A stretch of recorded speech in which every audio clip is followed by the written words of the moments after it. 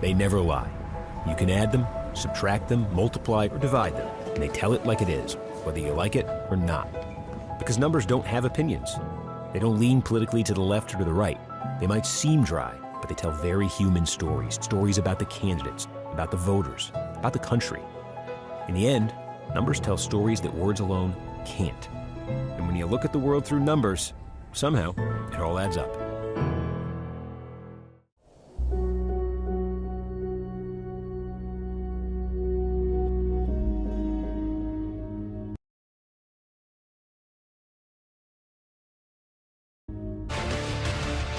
Donald Trump will lie. And we know that he will lie because we know that he will speak. And it is impossible for him to do one without the other.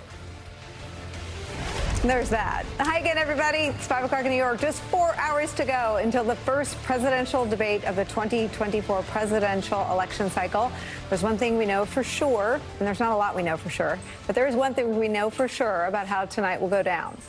Donald Trump will lie about lots of things. He lies about things big and small. He lied more than 30,000 times during his presidency, including about losing the 2020 election. And he has lied continuously since he left office. Tonight will be no different. But beyond the lies, tonight's debate will be unlike any other, even different than when President Joe Biden and then President Donald Trump faced off in 2020. That is because the current president of the United States will now be on stage debating a man with 34 criminal convictions, a man found liable for sexual assault, a man who, when he didn't win last time, incited a violent and deadly insurrection on our country. Nothing about tonight is normal. As much as there are people who want to put this debate in terms of policy positions or foreign policy agendas that might come up, the contrast is actually a lot simpler. One candidate obeys and reveres the rule of law even when it ensnares his own son. The other loathes it, is running on destroying it. One candidate is trying to protect America's democracy. The other is got it on a website that he's going to dismantle it. One puts the country before himself. The other puts himself before the country and his own supporters. And I don't know if you want to hear this or not, but the polls show the two candidates within striking distance of one another right now, meaning that there's a lot to learn about what the voters actually know about what each man says they're going to do as president. Tonight will be the first time they get to do that. It'll be the first presidential debate to be held in a studio with no live audience since Kennedy debated Nixon in 1960. There'll be a mute button for the moderators to use to minimize the candidates interrupting and speaking over each other. You can guess who that was designed to quiet. It is the earliest general election debate ever to happen in the flow of a general election calendar. Usually they're in the fall. And Politico reports this, quote, the early timing of the debate has the potential to change the trajectory and narrative of the race for weeks or months, especially if tonight's debate turns out to be the only one of the cycle. It's where we start the hour with some of our favorite experts and friends, chief political columnist, the host of the podcast In Politic for Puck, MSNBC national affairs analyst who kindly and generously anchored this very program on Monday. Thank you, my friend. John Heilemann is back with us at the table, former White House communications director, co-host of MSNBC's How to Win 2024 podcast. Jennifer Palmieri's here, plus Democratic strategist, MSNBC political analyst Basil Smichael's here. John Heilemann, how are you thinking about tonight first, and then tell me what you're picking up from being in the room? Well, Nicolle, I think it's often the case, happy debate day, by the way, that it's often the case that it's mildly overstated about what you can pick up in the room at this point. The Biden people in particular have been kind of on lockdown for the better part of this day. I mean, they've been out doing a few things here and there, but they're not, they've got their a coterie of people who are going to spin here in this room behind me tonight. They have not yet revealed who all those people are, including to CNN apparently causing some consternation among those people in television world who'd like to know exactly who the Biden team are going to put out. I think that here are the realities that I think are that we have coming into tonight.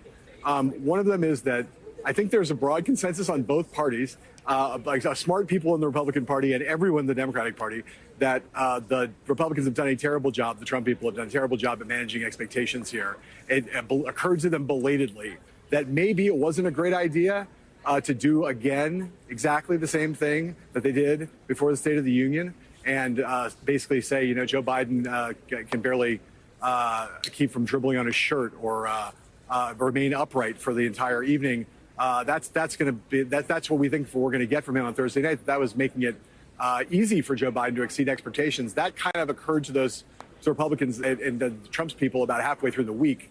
I think that what you see here is a high degree of a sense of the stakes of this debate on both sides, because there is a perception that maybe this will be the only one, because of the new different rules, because it's happening so early.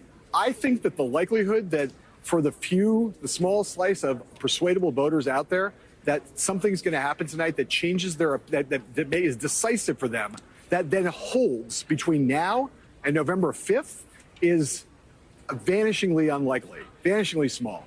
But it definitely gives the Biden team particularly a chance to reframe the race and sort of say the general election is now on. These are the terms we're fighting on.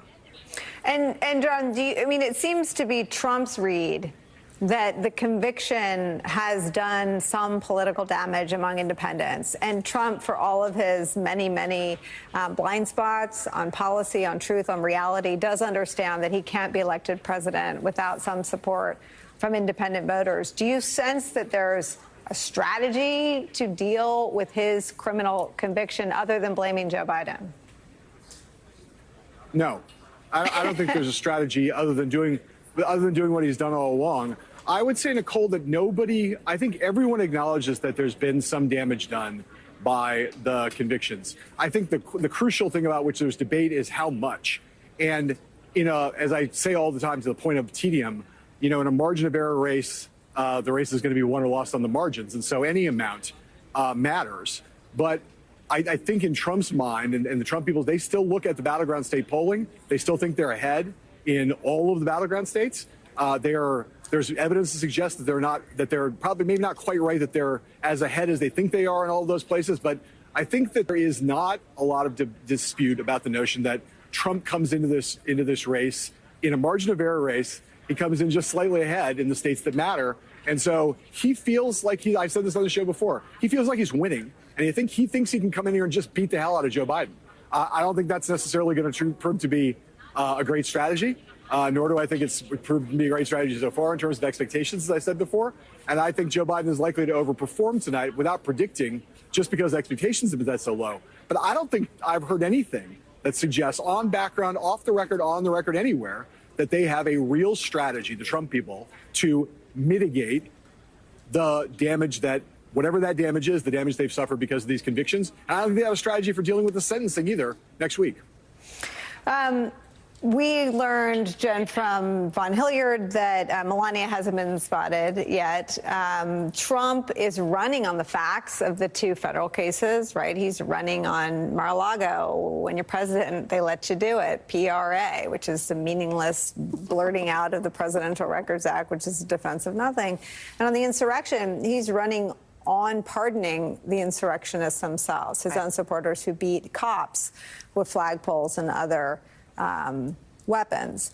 He's not running on the facts of the New York criminal case for which he was convicted by a jury of his peer. And we don't know. Melania may show up at the last minute. But what about just the things that everyone can see with their own eyes? Yeah, you mean that like what he was actually convicted of, that it was about him having an extramarital affair. I don't know, something about a porn star, something about cheating, something about Access Hollywood. Which is why I have always thought that it is, and when you look at the polling, people thought it was a fair trial. Now that the crime was about the business records, it wasn't about the affair. But I do think it's certainly unappealing. It's unappealing to the kind of Haley voters, the independent voters, the people that they just don't like this kind of behavior from their president. Plus, when you're not adhering, and I think that the most effective argument the Biden team has used to date on the felony conviction is to say he will not accept Democratic outcomes. He is an autocrat. He will not accept, this is a fair trial. He will not accept that outcome. He would not accept the outcome of the 2020 election.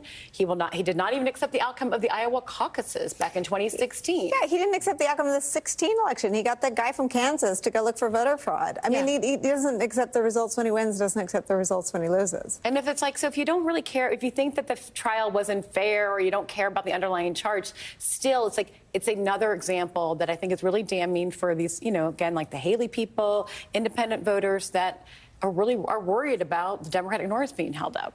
And what is the role of the moderators tonight, Basil? Well, the role of the moderator is supposed to be to keep everybody honest, and that's what that mute button is for.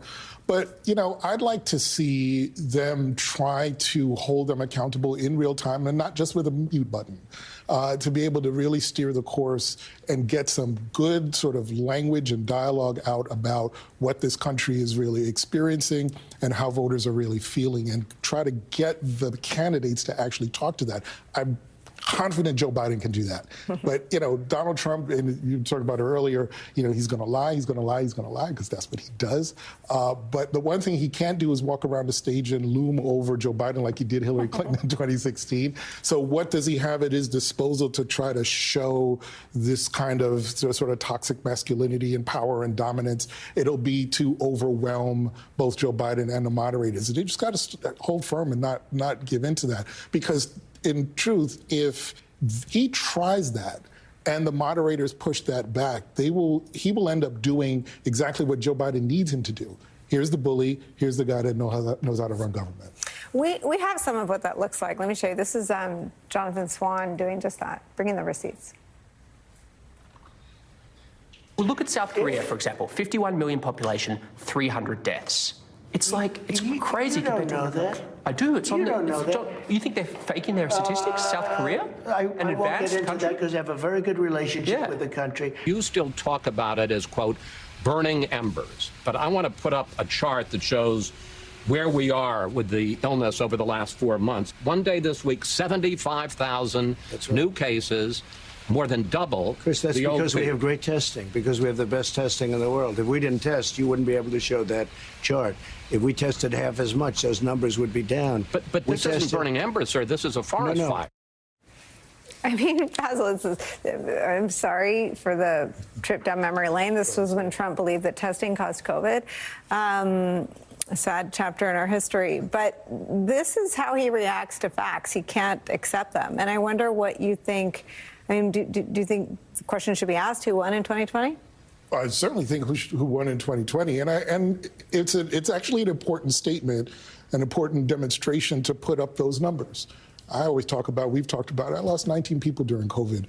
Millions of Americans lost someone to COVID. And when you kind of trip over, dismiss those numbers and those stats, what are you saying to the American public? What are you saying to the families that have lost?